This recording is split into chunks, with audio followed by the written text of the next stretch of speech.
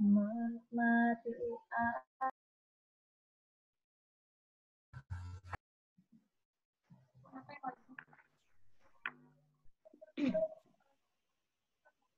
tolong mikrofonnya di mute ya.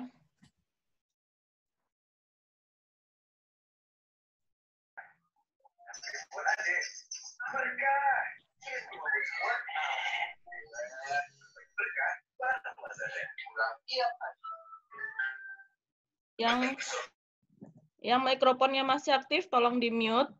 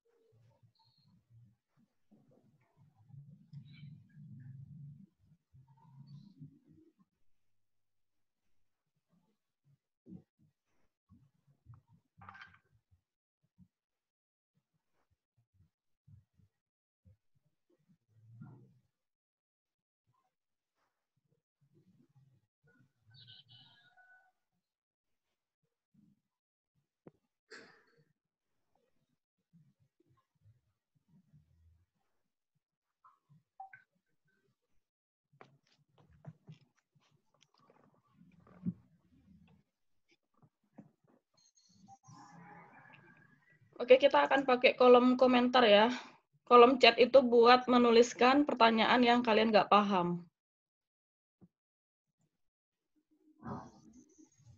Silahkan ditulis di kolom chat.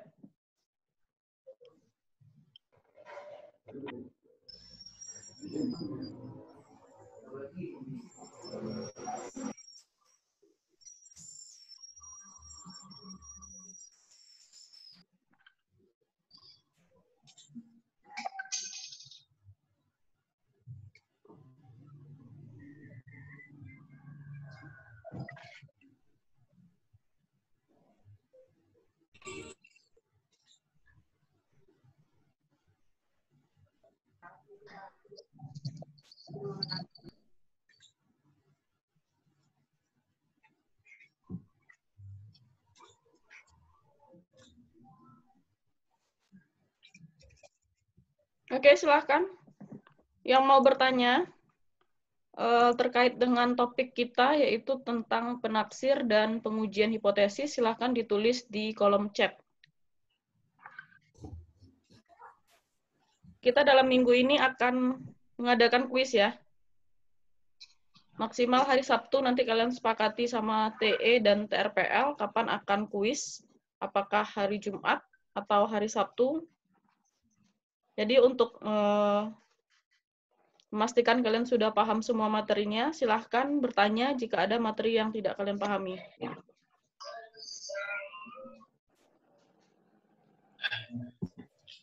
happy to hear.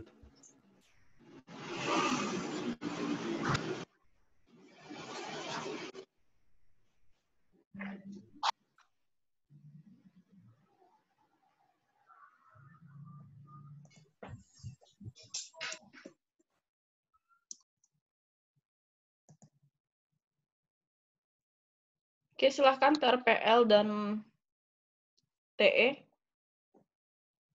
Khusus bab penaksir dan pengujian hipotesis.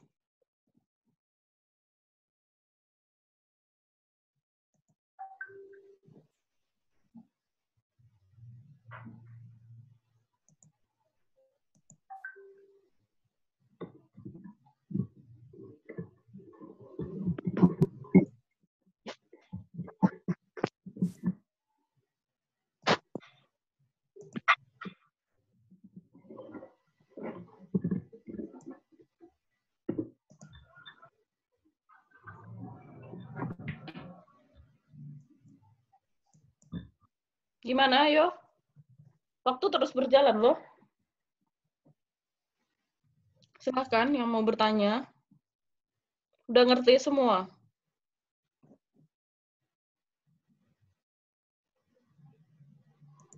Bisa dengar suara saya kan? Silahkan tulis di kolom chat, apakah bisa dengar suara saya? Bisa, Bu. Oke.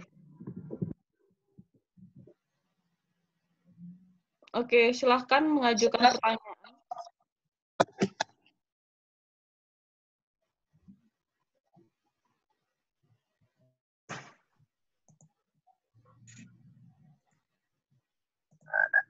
Gimana, udah paham semua? Belum, Bu. Belum ya, yang mana yang belum paham? Kita mulai Cara dari bab menentukan penafsir. gambar. Cara menentukan gambar. Di pengujian hipotesis kah? Ya. Silakan ditulis karena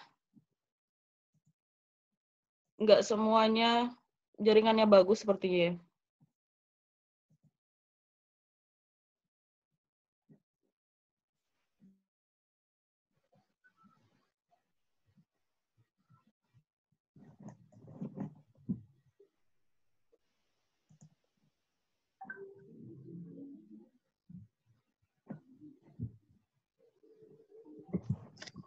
Kelihatan nggak share screen saya?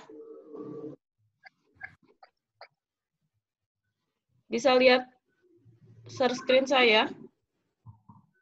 Bisa, Bu. Oke, kita lihat.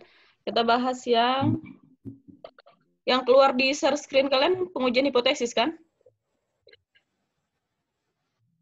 Iya, Bu. Oke. Iya, Bu. Jadi kita masuk ke gambar yang ditanyakan oleh temannya. Nah, ini dia gambarnya.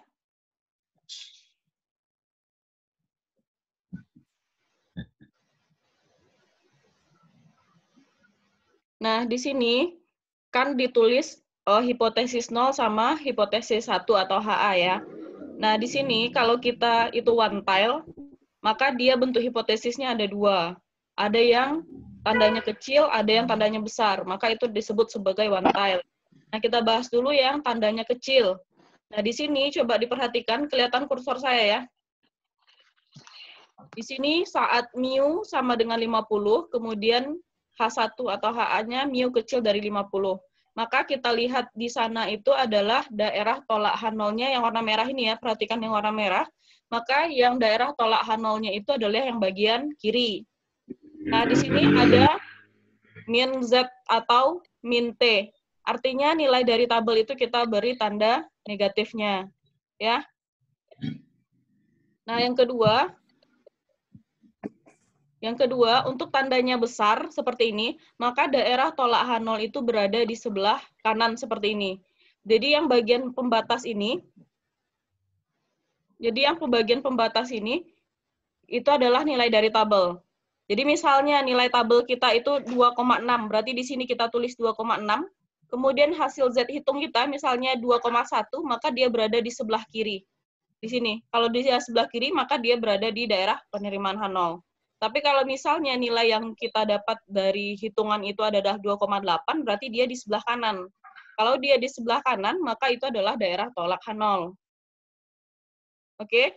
Kemudian yang ketiga, ada daerah yang kiri dan kanan seperti ini. Daerah tolak H0-nya ada sebelah kanan, setengah, kemudian di sebelah kiri juga setengah. Itu berlaku jika hipotesis satu kita itu tandanya tidak sama seperti ini. Jadi untuk melihat tabelnya jangan lupa pakai Z alfa per 2.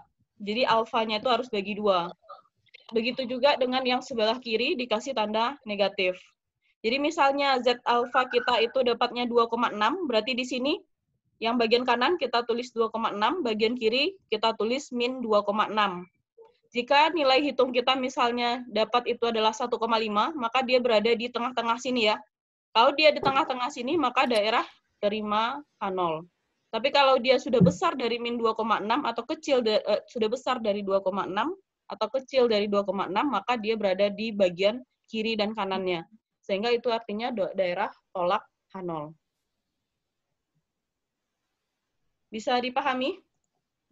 tolak Hana.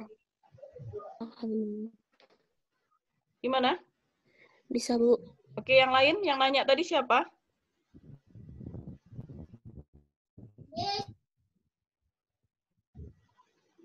Bisa dipahami daerah tolak dan terimanya? Jadi ingat aja, kalau tandanya kecil, maka dia pasti sebelah kiri. Kalau tandanya besar, maka dia sebelah kanan. Kalau tanda H1-nya itu tidak sama, maka dia setengah di sebelah kiri, setengah di sebelah kanan. Sehingga kalau mau lihat nilai alfanya harus dibagi dua kalau tandanya tidak sama. Jadi tergantung dari hipotesis yang kalian pakai, apakah tandanya besar, kecil, ataupun tidak sama. Untuk H1-nya ya. Oke, yang lain ada yang mau ditanyakan?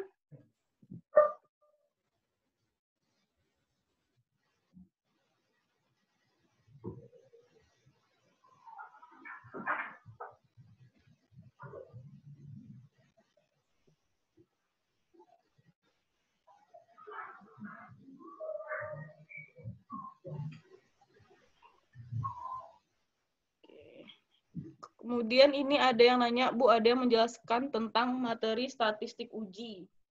Maksudnya yang mana statistik ujinya? Statistik ujinya kan ada yang pakai T, ada yang pakai Z, ada yang pakai F, ada yang pakai Q-square. Nah, itu tergantung dari apa yang ditanyakan. Kalau misalnya rataan, berarti kemungkinan kita pakai T atau Z. Nah, kapan kita pakai Z? Kita pakai Z saat nilai dari variansi populasi diketahui. Sementara kalau kita pakai T, kita pakai saat variansi dari populasi tidak diketahui. Kemudian untuk proporsi kita pakai Z, walaupun satu ataupun dua populasi. Kemudian yang uji variansi, kalau satu variansi kita pakai uji Q-square, kalau dua variansi kita pakai uji F. Ya, jadi itu jenis-jenis statistik ujinya. Kemudian pertanyaan berikutnya, untuk menentukan tanda besar, kecil, atau tidak samanya bagaimana? Nah, itu dari soal. Kalau di soal dibilang, misalnya ujilah hipotesis bahwa rataan kelompok A lebih besar dari rataan kelompok B, maka H1-nya itu kita pakai tandanya besar. Kalau dibilang kecil, maka kita pakai tanda kecil. Kalau dibilang cuman ujilah hipotesis kelompok A, bandingkanlah pengujian rataan dari kelompok A dan kelompok B. Kalau disuruh bandingkan, itu cenderung kita pakai yang tidak sama saja. Jadi kalau misalnya di soal tidak dikasih tahu besar atau kecil, jadi langsung saja kalian pakai yang tidak sama ya, kita sepakati saja seperti itu. Jadi kalau tidak dibilang di soal, nilainya besar atau kecil, kelompok 1 ke kelompok 2-nya, maka kita pakai yang tidak sama. Kemudian di sini ada pertanyaan, untuk menggambar grafik setiap pengujian hipotesis, apakah selalu menggunakan gambar yang sama, Bu? Tidak tergantung pada jenis statistik uji yang digunakan. Nah, sebenarnya untuk gambar kurva itu, untuk Z dan T, itu gambarnya hampir sama, persis seperti lonceng. Jadi bisa saja kalian gambarkan itu sama, nggak masalah untuk Z dan T. Sementara untuk Q-square dan F, gambarnya juga hampir sama, yaitu menceng ke kiri. Jadi kalau kalian bikin pengujian hipotesis saat uji yang kalian pakai itu adalah uji Q-square ataupun uji F, maka silahkan dibuat gambarnya itu menceng ke kiri. Gitu ya. Jadi untuk T dan Z sama, kita bikin saja dia seperti lonceng. Oke, ada lagi yang mau ditanyakan? Kalau ada yang masih kurang jelas dari penjelasan saya barusan, boleh silahkan bertanya. Silahkan diketik di kolom komentar. Di chat ya.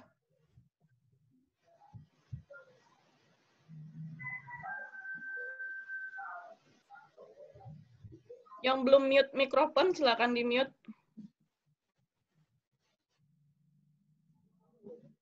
Oke, jangan malu-malu bertanya. Daripada kalian tadi nanti nggak bisa jawab soal kuis, lebih baik bertanya sekarang.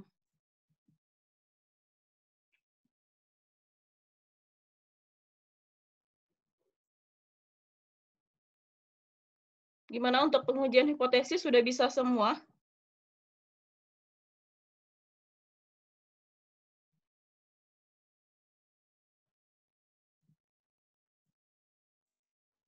Oke, ada yang bertanya, kapan kita pakai 1 kurang alfa, alfa per 2, atau 1 kurang alfa? Nah, di sini alfa per 2 itu kita pakai jika nilai dari, jika hipotesis yang kita pakai itu tandanya tidak sama. Apapun itu statistik ujinya. Ya, apakah itu pakai Z, pakai T, pakai F, pakai Chi-square, sama semua ya. Kita pakai yang per 2 kalau hipotesisnya tidak sama. Kemudian, kapan kita pakai 1 kurang alfa? Nah, 1 kurang alfa itu hanya dipakai saat statistik ujinya itu adalah Chi-square dan F. Jadi hanya untuk variansi. Bentar saya share screen yang baru.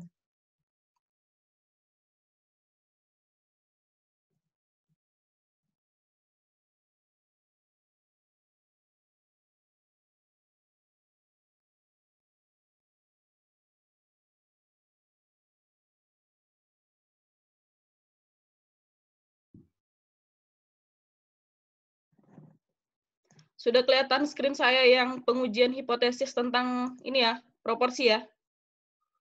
Sudah, Bu. Oke, sudah. Coba lihat di sini. Kalau Z seperti ini yang kita pakai, tidak ada pakai 1 kurang di nilai alfanya. Ya, yang pakai 1 kurang adalah nilai tabelnya. Yang pakai 1 kurang di nilai alfanya itu adalah untuk yang Chi-square seperti ini. Silakan lihat ke screen, kelihatan ya di sini ada Chi-square kecil dari Chi-square kurang 1 1 kurang alfa. Nah, di sini ada 1 kurang alfa. Jadi ini saat hipotesis yang kita pakai H1-nya itu tandanya kecil. Ya. Misalnya variansi kecil dari 50, itu H1-nya. Maka kita melihat tabelnya harus pakai 1 kurang alfa. Nah, kemudian kalau tandanya besar, hipotesis 1 kita yang kita pakai tandanya besar, tidak ada pakai 1 kurang alfa. Ya. Kemudian kalau hipotesis 1 kita tandanya tidak sama, baru dia yang sebelah kirinya pakai 1 kurang alfa, tapi pakai per 2. Sementara sebelah kanannya hanya per 2 saja. Jadi yang pakai bagi 2 itu hanya untuk hipotesis yang H1-nya tandanya tidak sama. Itu berlaku saat T, saat Z, saat F, dan Chi-square. Tapi kalau 1 kurang, itu hanya berlaku untuk Chi-square dan F saja. Contohnya ini. Jadi di sini Chi-square kecil dari Chi-square kurang 1 per alfa. Ini saat di hipotesis 1 kita itu yang dipakai adalah tanda kecil. Kemudian yang di sini kita pakai saat tandanya besar, tidak ada pakai 1 kurang alfa. Ini untuk yang Chi-square. Sekarang kita coba lihat yang F. Nah, silakan teman-teman lihat yang F, ini dia. Kelihatan semua ya?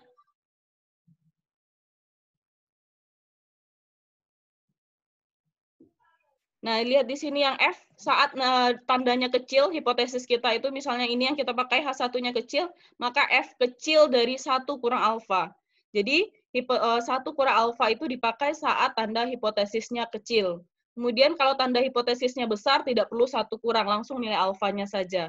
Kemudian saat nilai hipotesis yang kita pakai tandanya tidak sama seperti ini, berarti yang sebelah kiri harus 1 kurang setengah alfa.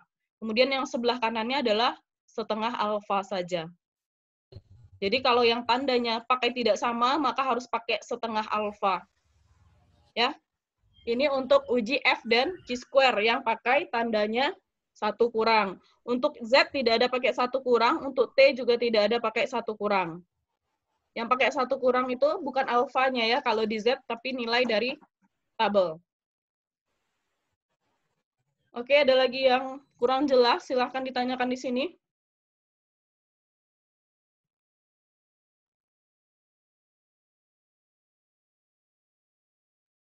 Untuk uji rataan pengamatan berpasangan, tolong kasih contoh soal, Bu, saya kurang paham. Menentukan D-bar, D0, jika soal tidak ditentukan seperti bentuk tabel. Jadi kalau misalnya datanya itu data ada before after, artinya itu data berpasangan. Nah, untuk mencari D0 itu adalah data after dikurang data before. Misalnya saya punya data 5 orang tinggi badan mahasiswa. Jadi sebelum dia minum vitamin, berat badannya 40. Sesudah makan vitamin, berat badannya jadi 45, itu mahasiswa 1 ya. Maka D0-nya itu adalah 45 dikurang 40. Berarti D0-nya itu 5. Kemudian kita hitung sampai mahasiswa kelima. Mahasiswa 1, 2, 3, 4, 5 kita hitung rata-ratanya, maka itulah yang disebut sebagai D-bar.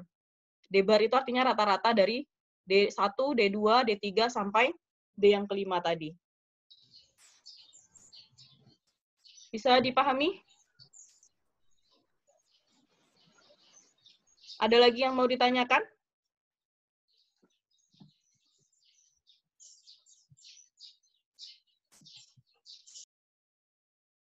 Silahkan diketik di chat-nya. Jadi sudah paham ya, yang pakai 1 kurang itu hanya untuk uji F dan uji Chi-square ya, 1 kurang alfa. Tapi kalau uji Z, itu dia nggak pakai 1 kurang di alfanya, tapi nilai dari tabelnya 1 kurang.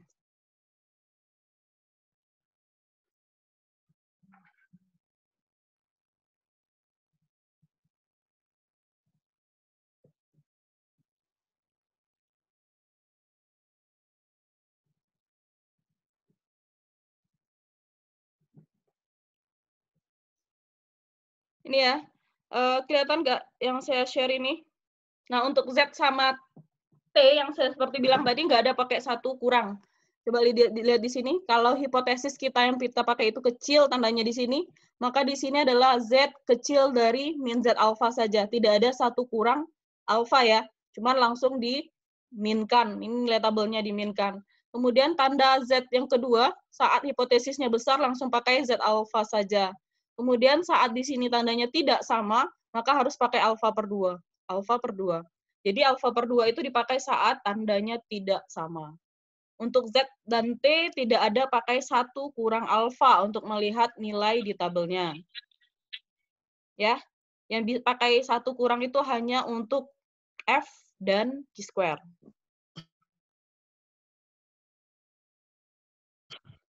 Ada lagi yang mau ditanyakan? Cara melihat tabel sudah bisa semua?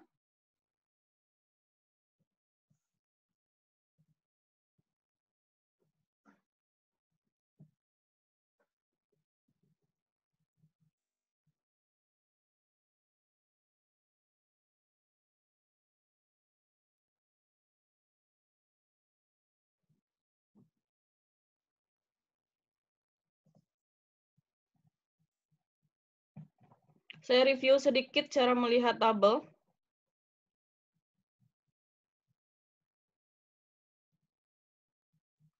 Semua bisa lihat screen saya kan ya?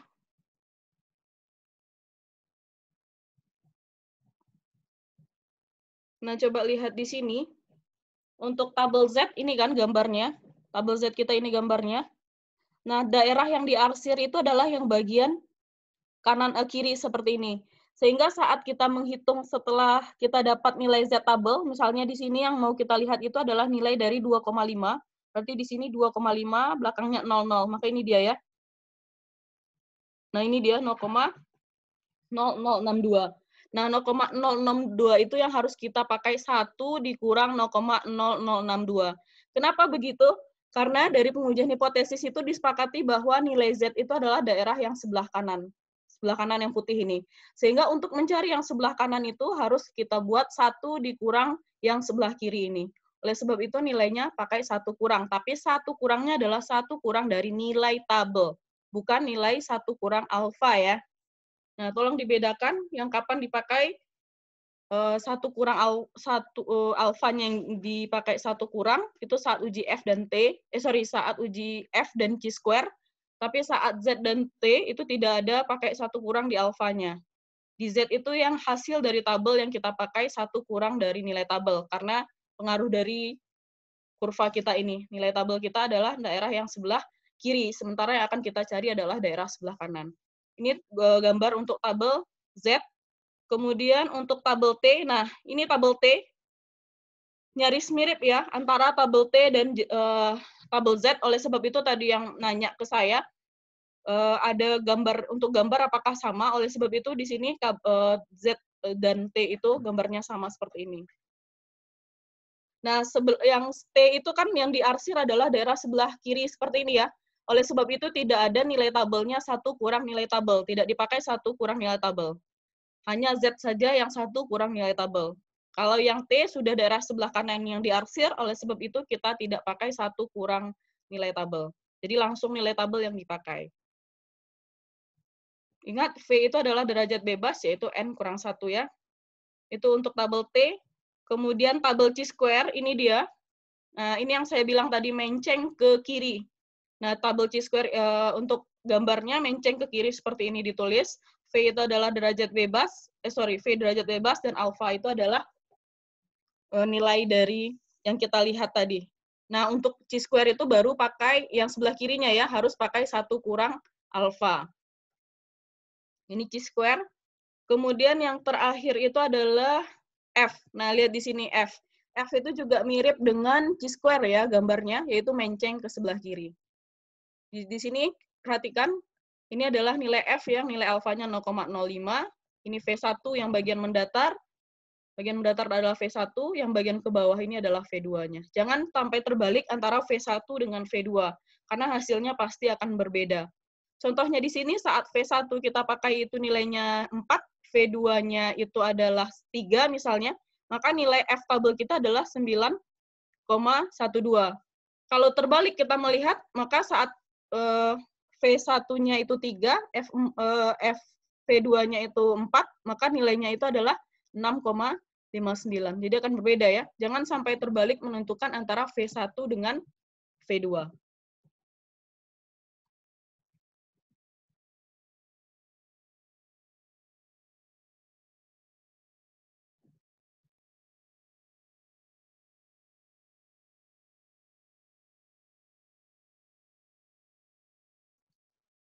Oke, untuk mencari p-value, kalau p-value yang untuk T, kemudian F sama chi-square langsung saja pakai Excel. Tapi nanti di kuis mungkin nggak saya tanyakan itu karena kalian akan pakai Excel. Kalau yang manualnya bisa menggunakan tabel sebenarnya. Kalau untuk yang Z, untuk melihat p-value-nya itu adalah nilai dari tabel itu sendiri. Nanti mungkin bisa dilihat di bentar ya. Ada yang punya buku nggak ya? Jadi untuk menentukan p-value itu saat hipotesis H1 kita itu tandanya kecil, kita langsung pakai nilai dari Z-nya. P, Z hitung, misalnya Z hitung kita, saya kembali ke tabel Z dulu ya. Semua bisa lihat screen saya tabel-tabel ini kan? Bisa, Bu. Oke. Bisa, Bu. Sip.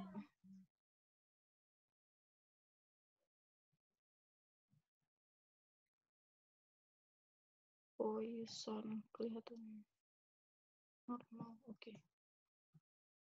Ini kan tabel Z ya, normal ini ya. Nah, untuk melihat p-value itu, caranya masih sama ya. Pertama, kita tentukan dulu H0. Kemudian kita tentukan H1. Kemudian kita tentukan Z hitung. Nah, dari Z hitung itu yang bisa kita lihat nilai dari tabelnya.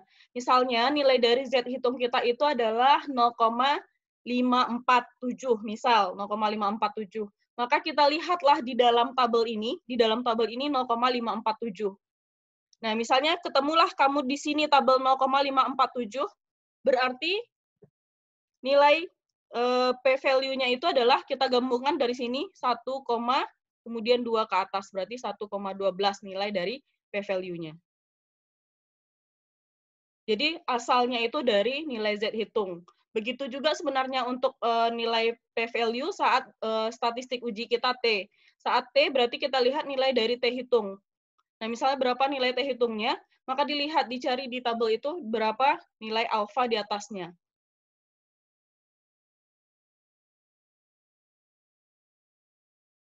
Jadi begitu ya. Kemudian pada saat kapan dikurang 1. Oh ya, untuk p-value, kalau tandanya itu kecil, maka langsung ditulis di sana adalah,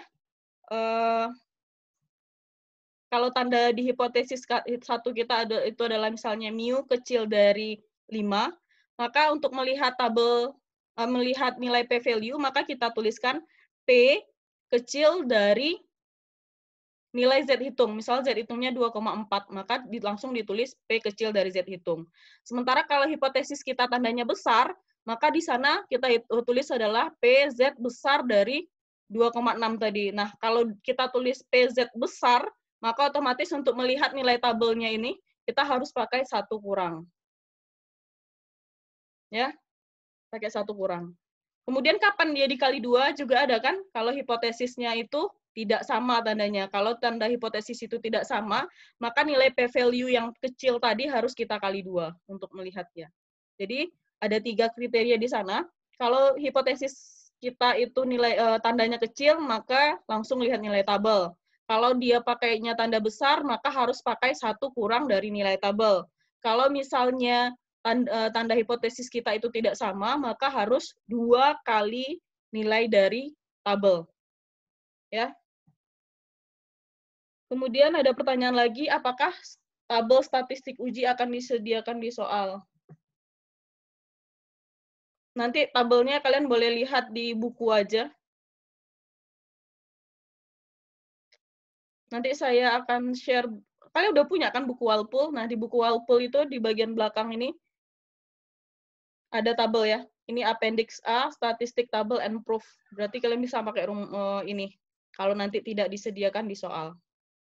Jadi kita akan kuis, kalian sepakati antara TRPL dan TE, kapan bisanya, apakah Jumat atau Sabtu, kita kuis, Propstat paling lama 1 jam saja.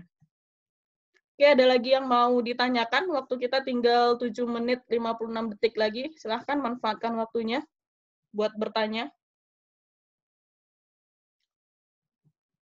Kalau ada penjelasan saya yang kurang jelas yang tadi, boleh silahkan diketik lagi di sini, di chat-nya, supaya saya ulangi menjelaskannya.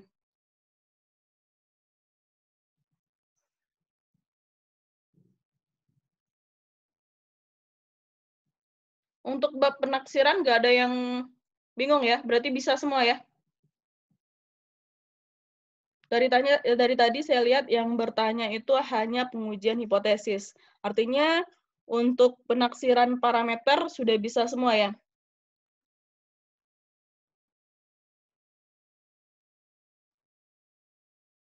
Kita review sedikit ya untuk penaksiran parameter. Di sini ada yang penaksiran tunggal, ada penaksiran interval. Nah, yang banyak kita bahas itu adalah penaksiran interval.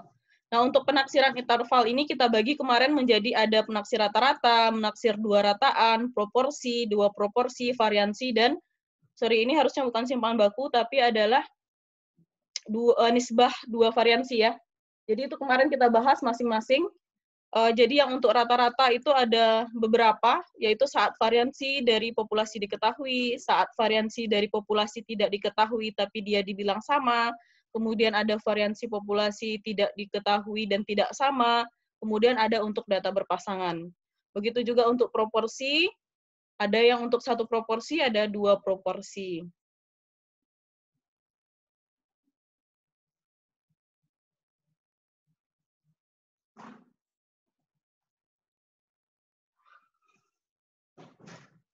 Nah, ini dia kemarin yang untuk menaksir serang saat nilai dari variansi dari populasinya itu diketahui, kita pakai rumus yang ini ya. Ini dia. Ini dia rumus yang akan kita pakai. Kemudian, saat nilai dari, nah ini dia saat nilai dari variansi tidak diketahui, maka kita pakai, ini dia daerah penaksirannya. Artinya di sini pakai T ya. Kalau yang tadi pakai Z, ini saat variansi tidak diketahui.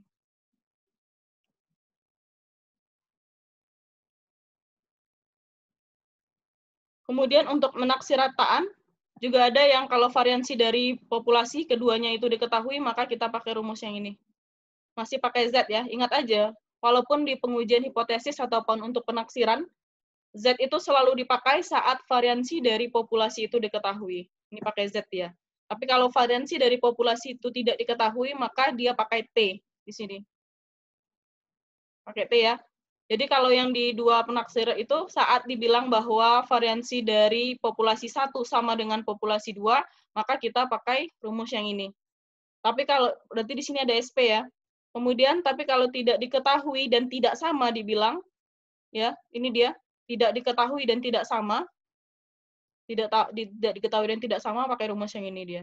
Dia sama-sama T, bedanya kalau yang tidak diketahui ini dan tidak sama ini pakai rumus yang ini.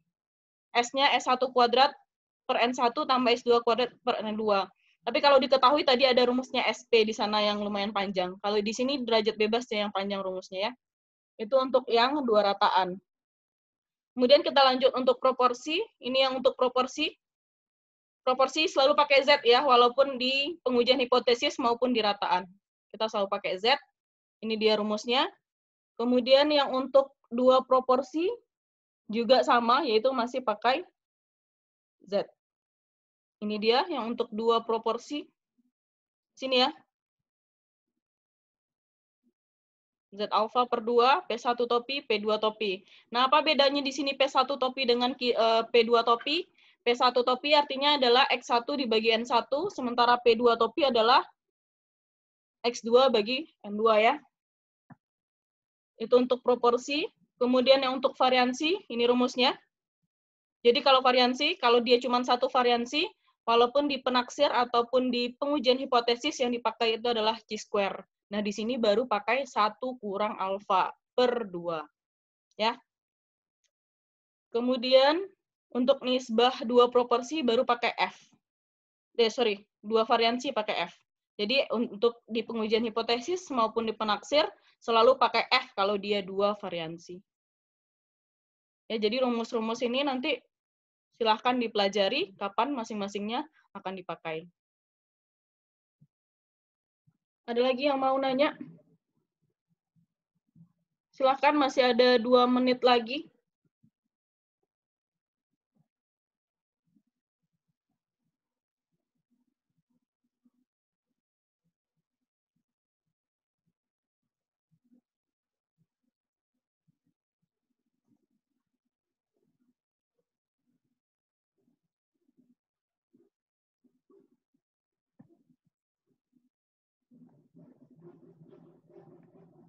Oh ya, untuk pengujian proporsi ini, untuk satu proporsi ini rumusnya ya.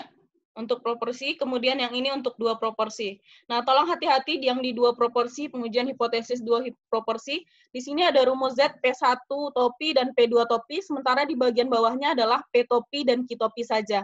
Nah, ini tolong dibedakan, kalau P1 topi itu adalah X1 dibagi N1, P2 adalah X1 X2 bagi N2. Sementara kalau P topi saja, itu rumusnya adalah X1 tambah X2 dibagi dengan N1 kurang N2. Ya. Jadi untuk P itu harus X1 tambah X2 dibagi dengan N1 tambah N2. Jangan dijumlahkan P1 dengan P2 ya, itu menghasilkan P topi, itu salah. Jadi nggak bisa P itu adalah P1 tambah P2, itu salah. Yang benar adalah P itu adalah X1 tambah X2 dibagi dengan N1 tambah N2. Oke. Kemudian ada yang nanya materi kuis sampai mana? Materi kuis itu dari awal penaksir sampai akhir pengujian hipotesis. Artinya di sana nanti ada penaksir rataan sampai pengujian hipotesis dua variansi. Kira-kira berapa soal? Soalnya belum saya bikin, jadi belum tahu berapa. Kemungkinan soalnya itu lumayan banyak. Jadi kalian harus berlatih menghitung mulai dari sekarang, harus cepat melihat tabel, harus cepat menghitung. Menghitung kan bisa pakai kalkulator, berarti bisa lebih cepat. Kemudian lihat tabel juga harus lebih cepat. Kalau bisa tabelnya itu yang sudah di print kalian lihat, jadi nggak buka-buka file lagi. Tapi kalau nggak bisa ya nggak apa-apa pakai yang sudah ada di soft file bukunya itu ya. Oke, ada lagi yang mau ditanyakan? Masih ada waktunya 1 menit kurang lagi.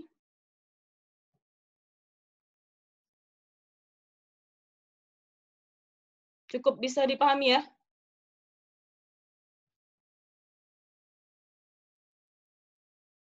Oke, semoga nanti bisa menjawab semua ya.